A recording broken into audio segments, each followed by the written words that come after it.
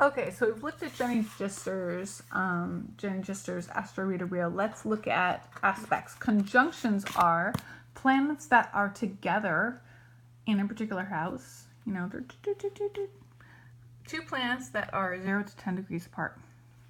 It's generally favorable. It means the energies are coming together between those planets. It's generally favorable, but depending on the planets, it could be bad. If you have Uranus and Pluto together, for instance, like we've had, actually they've been squared, but I mean, if you have Uranus and Pluto together, it can be really intense. That can be explosive information, but depending on the aspect of it, other aspects of it, that may go negative or it may go positive. So that's where aspects become so crucial in a chart. Okay, trines are very easy. They're beneficial, they're harmonious, they're innate abilities. They're like automatic, boom, I got this. Okay, and that's two planets within 120 degrees apart on the tropical zodiac chart, or within 90 degrees of 120. So trines are great. Too many trines in the chart, however, make people lazy. It can just be, you know, life is too easy. Okay, the opposition is another major aspect, because aspects are divided into minor and major aspects. Opposition is a major aspect. And I'm going to bring in the chart to show this once again. If you have Virgo opposite Pisces, that would be the opposition. Okay, so the opposition is, it's a separation of friction, a challenge of growth. Okay, they need to work together, and they don't really want to necessarily. They're two planets 180 degrees apart or within 90 degrees.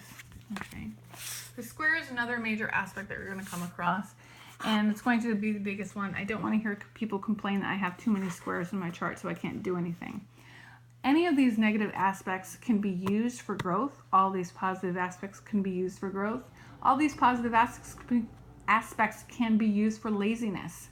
All these negative aspects can be used as excuses or boot camp. It's all up to you. I see all of it as a warning sign. If I see something negative in my chart, especially like, for instance, for me, I have Uranus squaring Pluto, which is in my third house, which kind of makes me prone to accidents with my vehicle. The third house being transportation. And Uranus being unexpected happenings, Pluto being transformation, all that stuff. That makes me more aware when I'm driving to be a defensive driver. And that's the point of using astrology now. Not as predictive necessarily, but using it as a guide. So your square is a conflict, a blockage. Anything that you see as a negative, it's like, okay, if you know about it, then it's a warning that you can do something about it. How are you going to decide to take this path? Are you going to work with it? Are you going to work against it? Are you going to give up? These are challenges. It doesn't mean you can't do it. It means it's going to be your challenge. It's just that simple. I try to work my squares as much as possible. I encourage everybody to do that. Your squares are, you know, it can be, honestly, your negative points or your negative parts of your personality. And those may be hard to confront or admit, but the quicker we recognize those and work with them, the better we can become as people. Okay? So those are two planets 90 degrees apart or within 90 degrees. The sextile, again, brings opportunity, harmonious growth. It's kind of naturally the energies attract, but it's not as easy as a trine. It's not going to naturally happen. You do have to work it, but all the opportunities are there. All you got to do is kind of blink, blink, blink, and work with it. And those are two planets 60 degrees apart or within 6-degree orb of 60 degrees. It's a favorable aspect. It's a minor aspect. I'm going through this very quick. Semi-sextile, we talked about this before, the upside-down picnic table. Your parents are coming home, but you've had a party, but you've got time to clean it up, babe. Okay, the energies are attracting between two planets. You can do this, but you're going to have to use effort. For instance, with a school reference, you're bad at history, but all you need to do is study, and you're gonna ace that test. But you do have to study. You're going to have to do it. It's not going to happen by itself. You're going to have to work it. Okay. Two planets 30 degrees apart or within a 2-degree orb of 30 degrees. And sometimes we give a little bit more orb when we're looking at, at astrology, things like that. Now again, we're going to do semi-sextile versus inconjunct, or conjunct. It's also known as conjunct. Minor aspect, it looks very similar. These, it's very easy to get these confused. So I think it was the upside down picnic table. Hey, my parents had a party, but I can do this. I've got 9 people to help me clean this up quick. Verse, nobody understands. This can be a mystery diagnosis in health. Between a rock and a hard place, requires adjustment. Kind of no opportunities. Just stand still and wait it out. Inconjunct, they don't understand each other.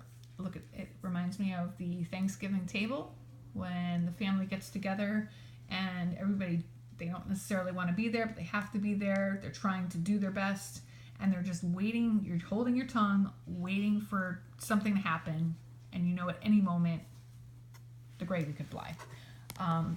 That's how I remember that. Okay, so just wait it out, chill. It requires adjustment, a little bit of compromise. Okay. Semi-squares. They're not as deep as a square. It's a minor aspect. It's kind of like a square, but not as bad. So the energies are conflicting, and it requires some calmness. Just chill out, debate it out, just chill out. But it's not going to be as bad as a square. Okay, and those planets are 45 degrees apart or within 2 degrees of 45. But it's very much like a square. It's kind of like a minor aspect of a square. Biquintile, now we're getting to some of the weird ones some people don't even pay attention to. Biquintile, we have quintile here as well. But biquintile is a favorable link, similar to quintile. It's persuasive problem solving. It's, hey, I might be able to have a way of figuring this out that isn't like other people's. But again, like the semi-sextile, you have to kind of work it out. It's not going to be necessarily natural. It's natural, but you're going to have to work it. And those 2 planets, 144 degrees apart, or 2 degrees between 144. And I've got to listen, you don't have to use this information. If you just want to learn about the aspects quickly, you can do that. But if you want to learn more, and you're really trying to get mathematical with it, then I've included that information, which is exactly why I made these cards versus, Ginny Jester's chart, which served a completely, you cannot see. I mean, it serves a different purpose. You can't, the way this puts a visual together to me for the quadruplicities, the triplicities, etc., the oppositions, my cards can't do. So this is a completely different visual, but I wanted more information, so I did my cards. So it's 2 different things. And then the sexaquadrate is very much like a square, but again, it's a minor aspect, and it kind of has like that, the semi-square and the square. The energies are conflicting subtly, and it requires control. It means pull back. So the difference between, do I have the semi-square? There we go. So the difference between this is, this requires calmness. It's like chill out a little bit. There's a little bit of conflict. It's a little more aggressive. It's kind of like, it reminds me of being on the playing field, playing soccer, playing football, and getting all energized. And maybe you're going to react without thinking about it. Okay, and you need to think about it a little bit more. Whereas this requires you to, it challenges you to really chill out and kind of deal with the other person. You're really going to have to, but again, it's not that big a deal. We're getting into like really serious aspects that a lot of people, again, don't even deal with the sexaquadrate. So 2 planets, 135 degrees apart, or 2 degrees of that 135 degree with that orb. The quintile, that goes back to the biquintile, should have put them together. It's that weird, energetic, spiritual, favorable link. It kind of comes from a spiritual dimension, kind of a do-do-do-do-do-do-do. But it's also like, it kind of reminds me of the puzzle pieces. They naturally kind of come together. Talents and creative solutions that you naturally have. People who are autistic, and I might be saying something that I don't have a lot to back up with, but I like to think that people who are autistic might have quintiles, like people who understand things and get things on a deeper level that we don't necessarily get, can have quintiles and have just these talents and just special, it's kind of a special creative way of dealing with things that other people don't necessarily see. It's outside of the box. but the energy linked between the planets come through in a very positive spiritual dimension. It's two planets 72 degrees apart or within 2 degrees of that 72 orb. So you can see between the two, it's not, the orb does not stay stationary between like 10-degree orb or a 2-degree orb. It changes depending on, things, which is again why I put this on the cards. And the last one I want to talk about as aspect is septile, which is, people tend to think of it as a negative aspect. It's not always negative, a negative aspect. It can be a dark interaction. It's peculiar. It's just very, very, very outside the box. It can be suspicious. It can be very dark. It's apart from socially accepted norms. It really, I think, depends on the planets. Septiles can be very positive in a religious sense. It can be a call of duty. That's the one thing that isn't written on here, is basically a call of duty. That's a higher purpose, but it really depends on how this comes out. But how this comes out, it may come out in a way that makes other people uncomfortable. So, there's a lot more information about these sextile, or about these aspects. This is a very, very quick overview, under 12 minutes, and about my cards. So there's a lot to learn. There's lots of Google, but this is a general idea and the keywords associated with them. But these, the septile is two planets, 52 degrees apart, or within 2 degrees of that 52 degree.